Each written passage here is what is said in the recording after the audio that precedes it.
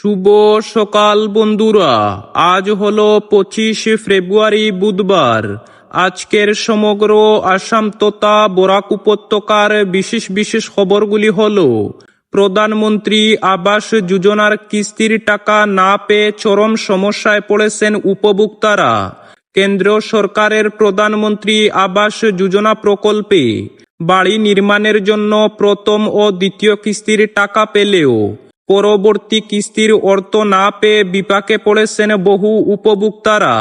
অনেকেই প্রথম কিস্তির টাকা পেয়ে বাড়িঘরের কাজ শুরু করেছিলেন, কেউ কেউ দ্বিতীয় কিস্তিও পেয়েছেন, কিন্তু হঠাৎ করে পরবর্তী কিস্তির অর্থ বন্ধ হয়ে যাওয়ায় অসম্পূর্ণ অবস্থায় পড়ে রয়েছে বহু বাড়িঘর।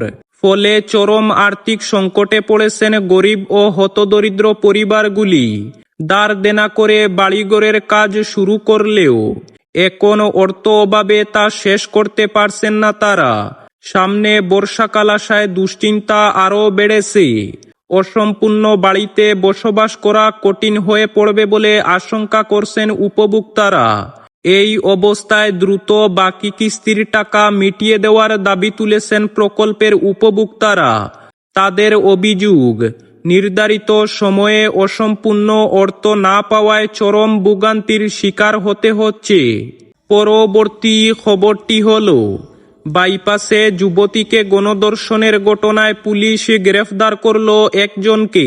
ধৃত নীলোৎপল দাস উর্ফে ননু আশ্রম রোডের বাসিন্দা। নির্যাতিতা যুবতীর বয়ান অনুযায়ী 7 দর্শকের মধ্যে তিনি নীলোৎপল উর্ফে ননুকে শনাক্ত করতে পেরেছেন। এর সূত্র ধরেই পুলিশ তাকে গ্রেফতার করে। রবিবার নীলোৎপলকে গ্রেফতারের পর পুলিশ সোমবার তাকে আদালতে পেশ করে। আদালতের অনুমতিতে তাকে 3 দিনের জন্য নিয়ে যাওয়া হয়েছে পুলিশ হেফাজতে। জানা গেছে, পুলিশ বর্তমানে তার সঙ্গীদের সম্পর্ক তথ্য বের করার জন্য তাকে জোর জিজ্ঞাসাবাদ চালিয়ে যাচ্ছে। পুলিশের পক্ষ থেকে আশা ব্যক্ত করা হয়েছে, নীলোৎপল যখন ধরা পড়েছে তখন তার 6 সঙ্গীকে শীঘ্রই জেলে পুরা হবে। এদিকে যুবতী এফআইআরে উল্লেখ করেছেন, নীলোৎপলরা ধর্ষণের পরই ক্ষান্ত হয়নি। ছুরি দেখিয়ে হত্যার হুমকি দিয়ে তার মোবাইল থেকে স্ক্যানার মারফত তাদের অ্যাকাউন্টে 10,000 টাকা ট্রান্সফার করতেও বাধ্য করেছে। পুলিশের এক সূত্র জানান, এই 10,000 টাকা ট্রান্সফারের প্রমাণও পাওয়া গেছে। এই ঘটনাকে ঘিরে বাইপাসে নিরাপত্তা ব্যবস্থা বাড়ানোর দাবি উঠেছে বহু সচেতন মহল থেকে। বিশেষত রাত বাড়ার সঙ্গে সঙ্গে বাইপাসে যেভাবে দুষ্কৃতীদের দৌরাত্ম্য শুরু হয়, এ নিয়ে গভীর উদ্বেগ প্রকাশ করা হয়েছে ওইসব মহল থেকে। প্রসঙ্গত, যুবতীর বয়ান অনুযায়ী গত 19 ফেব্রুয়ারি রাতে তিনি তার হবু স্বামীর সঙ্গে গাড়ি নিয়ে বাইপাসে ঘুরতে গিয়েছিলেন। রাত 8টা নাগাদ তারা দুজন যখন চেংকুড়ি রোডের সামনে বাইপাসের পাশে গাড়ির ভেতর বসে গল্প করছিলেন, তখন সেখানে অন্য একটি গাড়ি চড়ে হাজির হয় নীলোৎপলরা 7 জন। তারা তার হবু স্বামীকে কিছুটা দূরে নিয়ে আটকে রাখার পর পর্যায়ক্রমে 7 জন তার উপর বালপূর্বক চরিতার্থ করে পাশবিক বাসনা। এমন নরকীয় কাণ্ড ঘটানোর পরও তারা ক্ষান্ত হয়নি। তাকে ফেলে রেখে যাওয়ার আগে তার মোবাইল থেকে স্ক্যানারের মাধ্যমে অনলাইনে তাদের একজনের অ্যাকাউন্টে 10,000 টাকা ট্রান্সফার করতে বাধ্য করেছেন। পরবর্তী খবরটি হলো, 80টি আসনে বিজেপির প্রার্থী তালিকা তৈরি, জানালেন মুখ্যমন্ত্রী হিমন্ত বিশ্ব শর্মা।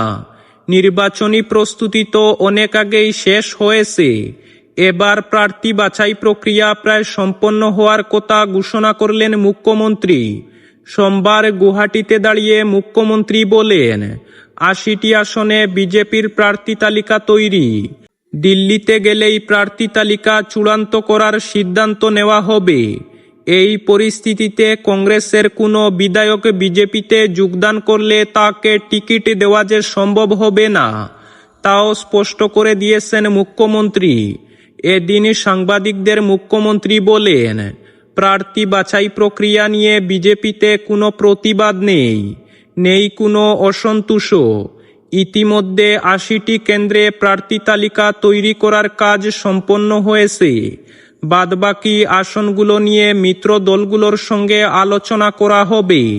এনডিএর স্বার্থে প্রয়োজনে ২টি আসন হ্রাস করা হতে পারে।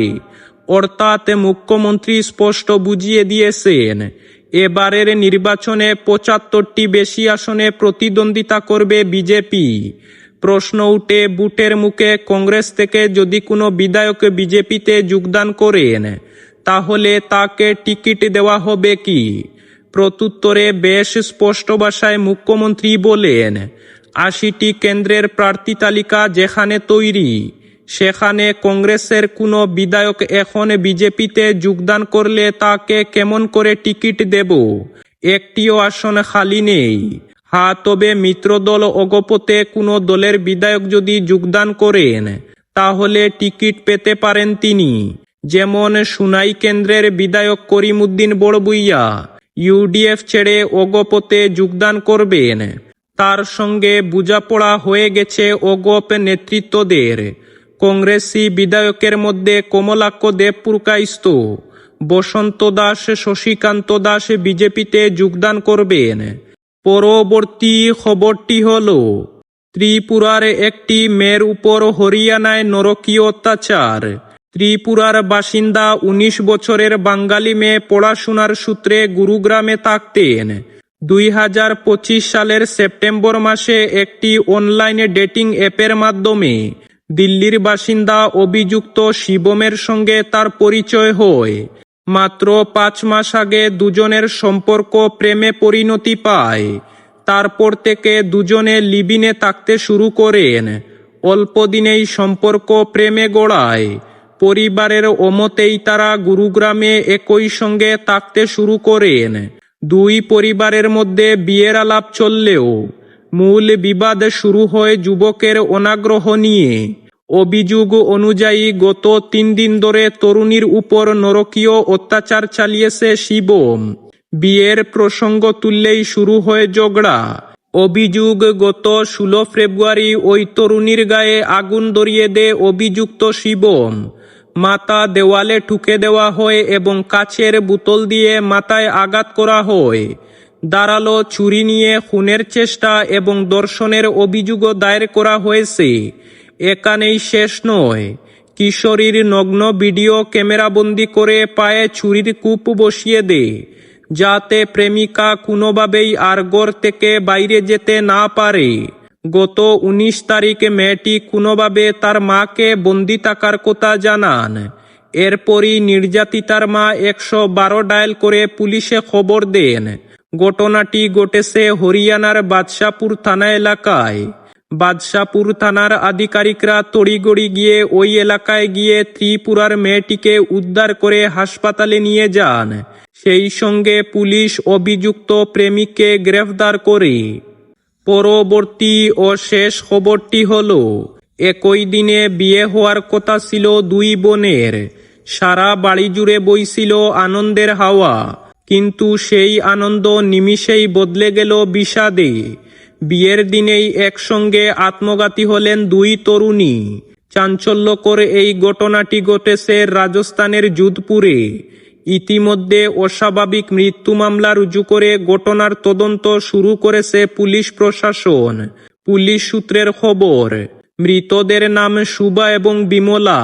দুজনেই একটি বেসরকারি স্কুলে শিক্ষকতা করতেন। অভিযোগ, বিয়ের কয়েক ঘন্টা আগেই দুই বোন একই সঙ্গে আত্মঘাতী হন। প্রাথমিক তদন্তে পুলিশের অনুমান, বিষাক্ত কোনো পদার্থ খাওয়ার ফলেই তাদের মৃত্যু হয়েছে। তবে ময়নাতদন্তের রিপোর্ট আসার পর গোটা বিষয়টি পরিষ্কার হবে বলে জানিয়েছেন তদন্তকারীরা। শনিবার সকালে দুই বোনের শারীরিক অবস্থার অবনতি হয়। তড়িঘড়ি তাদের হাসপাতালে নিয়ে যান পরিবারের সদস্যরা, কিন্তু চিকিৎসক তাদের মৃত বলে ঘোষণা করেন।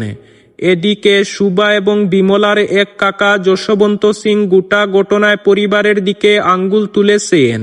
তার অভিযোগ, মৃত তরুণীর দুই কাকা তাদের বিয়ের জন্য বারবার চাপ দিচ্ছিলেন। এর আগে একবার তাদের বিয়ের সম্বন্ধ হলেও তা ভেঙে যায়। যশবন্তের দাবি, দুই বোন বিয়েতে রাজি ছিল না, এর জেরেই তারা আত্মঘাতী হয়েছেন। গোটা বিষয়টি খতিয়ে দেখছেন তদন্তকারীরা। তাহলে এই ছিল আজকের বিস্তারিত ও গুরুত্বপূর্ণ সংবাদ। ভিডিওটি যদি সামান্য পরিমাণ প্রয়োজনীয় বলে মনে হয় তাহলে ভিডিওটিতে একটি লাইক করে চ্যানেলটিকে সাবস্ক্রাইব করে পাশের বেল আইকনটি বাজিয়ে রাখবেন, যাতে সঠিক তথ্যগুলি সবার কাছে পৌঁছাতে পারে।